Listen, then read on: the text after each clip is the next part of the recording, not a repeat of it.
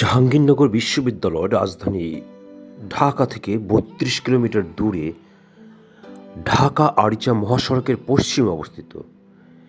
এটি ৬৯৭.৫৬ একর জায়গা জুড়ে বিস্তৃত। বিশ্ববিদ্যালয় ক্যাম্পাসটি উত্তরে জাতীয় স্মৃতিসৌধর, উত্তর পূর্বে সাভার সেনানিবাস, দক্ষিণে বাংলাদেশ লোক প্রশাসন প্রশিক্ষণ কেন্দ্র এবং পূর্বে একটি বৃহৎ দুগ্ধ উৎপাদন খামার রয়েছে। বিশ্ববিদ্যালয়টির শ্যামল পরিবেশ এবং জীব বৈচিত্র্য অত্যন্ত মনোমুগ্ধকর। বিশ্ববিদ্যালয়ের অসংখ্য জলাশয় একে পরিযায়ী পাখির অভয়ারণ্য হিসেবে গড়ে তুলেছে, যার ফলে এটি পাখি পর্যবেক্ষকদের এক পছন্দের জায়গা। এটি বাংলাদেশের একমাত্র আবাসিক বিশ্ববিদ্যালয় হিসেবে সার্বজনীন স্বীকৃত।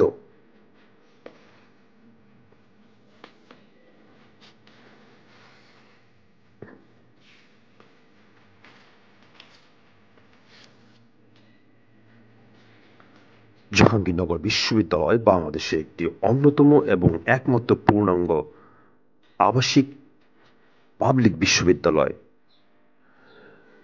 ঢাকার অদূরে সাভার এলাকায় এই প্রতিষ্ঠানটি অবস্থিত। ১৯৭০ সালে বিশ্ববিদ্যালয়টি প্রতিষ্ঠিত হলেও সম্পূর্ণরূপে কার্যক্রম শুরু হয় ১৯৭২ সালে।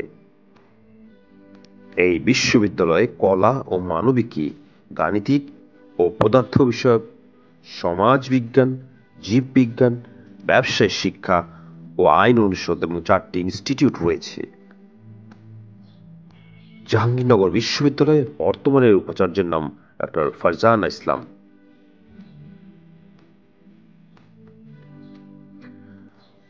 উপাচার্য ডক্টর ফারজানা ইসলাম বাংলাদেশের পাবলিক বিশ্ববিদ্যালয়ের মধ্যে প্রথম নারী উপাচার্য হিসেবে ২০১৪ সালের ২রা মার্চ থেকে দায়িত্ব পালন করছেন।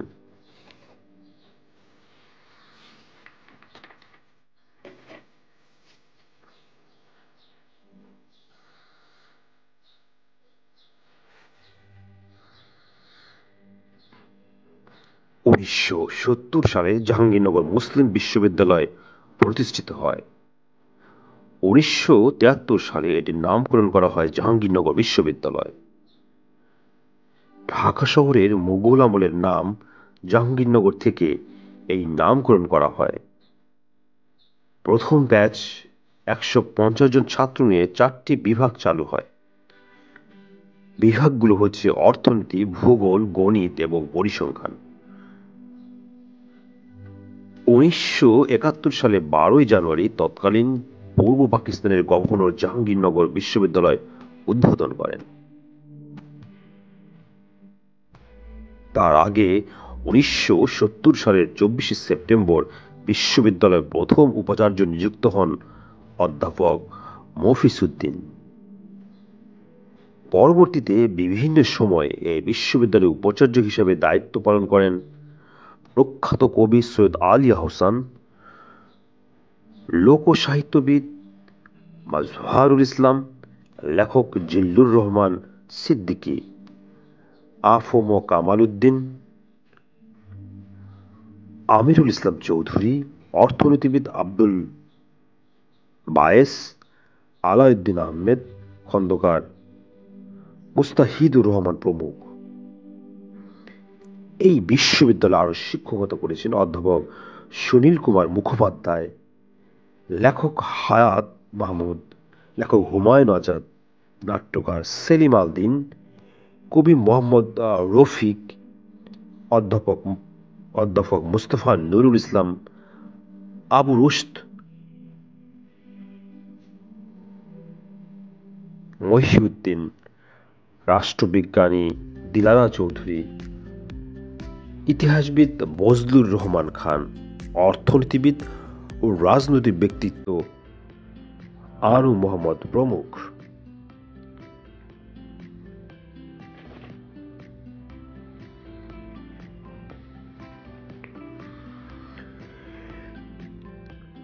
এই বিশ্ববিদ্যালয়ের শিক্ষার্থীরা মুক্তিযুদ্ধে অংশগ্রহণ করেন। মুক্তিযুদ্ধের পরে পুরোদমে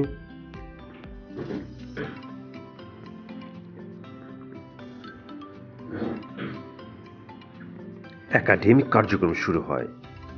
ক্রমে বিভাগের সংখ্যা বাড়তে থাকে। বাংলাদেশের প্রথম নৃবিজ্ঞান ও ব্যবসায় প্রশাসন বিভাগ প্রতিষ্ঠিত হয় এই বিশ্ববিদ্যালয়ে। বাংলাদেশের একমাত্র প্রত্নতত্ত্ব বিভাগও এই বিশ্ববিদ্যালয়ে। শুরুতে 2টি অনুষদ নিয়ে যাত্রা করলেও পরের বছর কলা ও মানবিক অনুষদ খোলা হয়। আইন অনুষদের অধীন আইন ও বিচার বিভাগ 2011 সালে পদচারণা শুরু করে। বিভাগের প্রথম সভাপতি ডক্টর শাহাবুদ্দিন। 2015 সালে আইন ও বিচার বিভাগের প্রথম ব্যাচ এলএলবি সম্পন্ন করে। বঙ্গবন্ধু তুলনামূলক সাহিত্য ও সাংস্কৃতিক ইনস্টিটিউট 2017-18 শিক্ষাবর্ষ থেকে কার্যক্রম শুরু করে।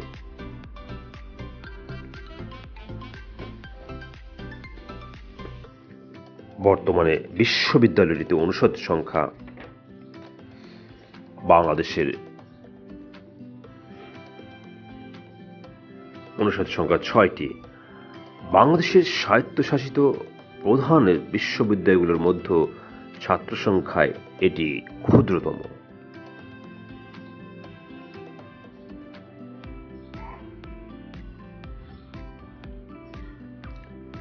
কিন্তু বিভিন্ন জাতীয় অভ্যন্তরীণ আন্দোলনে এই বিশ্ববিদ্যালয়ের ছাত্রছাত্রীরা উল্লেখযোগ্য ভূমিকা রাখে।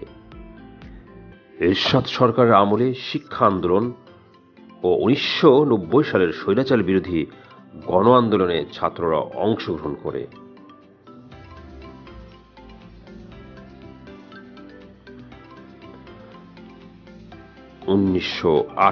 সালে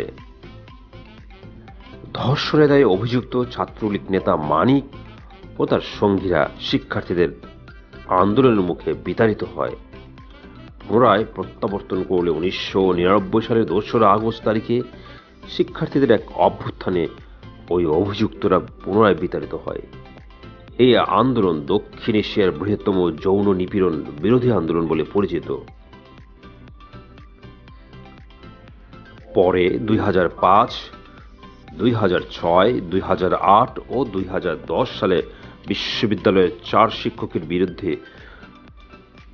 যৌন নিপীড়ন বিরোধী আন্দোলন হয়।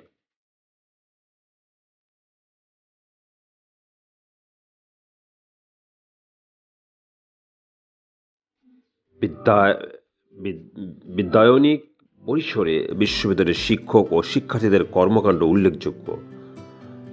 মৌলিক বিজ্ঞানের বিষয়গুলিতে জাহাঙ্গীরনগর বিশ্ববিদ্যালয় অত্যন্ত সমৃদ্ধ। এছাড়া ওয়ারী ও বটেশ্বর প্রত্নতত্ত্ব বিভাগের খনন কার্য, দেশীয় নাট্যচর্চায় নাটক ও নাট্যতত্ত্ব বিভাগের অবদান,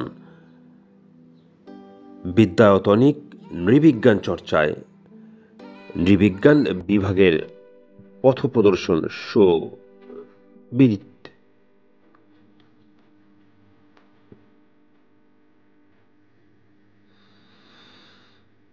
বর্তমানে এই বিশ্ববিদ্যালয়ে 6টি অনুষদের অধীনে 35টি বিভাগ রয়েছে।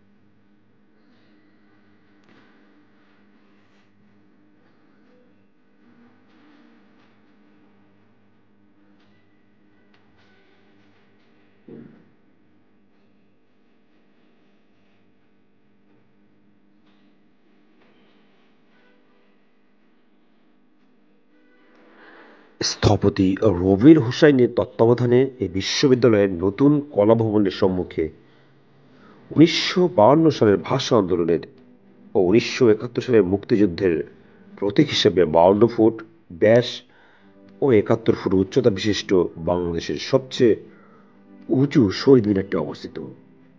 8টি সিঁড়ি ও 3টি স্তর বিশিষ্ট দৃঢ়তার প্রতীক ত্রিভুজ আকৃতির ঋজু কাঠামোতে বাংলাদেশ ও দেশের মানুষের মহান বীর শহীদগণের আত্মত্যাগের মহিমা বিস্তৃত রয়েছে।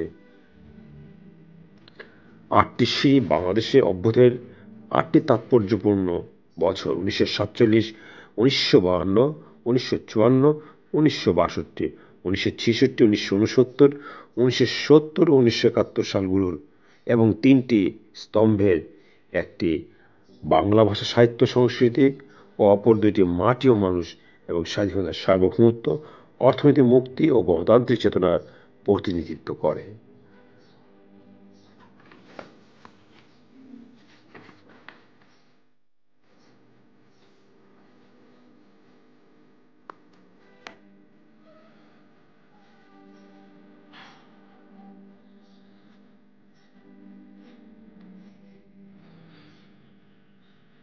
ভিডিওটি ভালো লাগলে সাবস্ক্রাইব করবেন, লাইক ও শেয়ার করবেন, তাহলে ভিডিওর আমরা বাকি অংশটা আমরা দেখছি। Thank you.